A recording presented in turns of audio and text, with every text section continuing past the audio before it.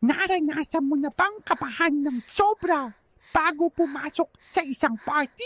Para kang isang sim na biglang bumaba ang social need bar.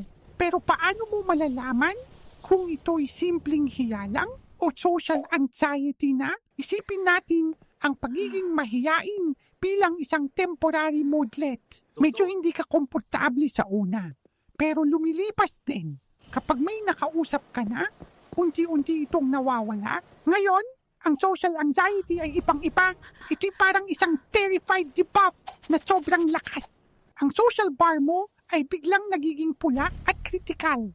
Ang isip mo ay napupuno ng mga nakakatakot na what if. Ito ay isang matinding takot na magkamali at mahusgahan. Kaya paano mo ito malalampasan?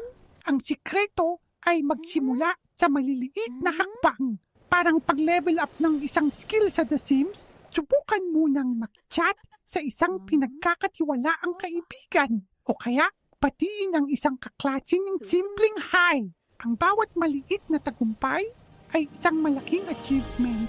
Tandaan, ang progress ay hindi kailangang maging mabilis. Ang mahalaga ay nagsisimula ka. Kaya mo yan.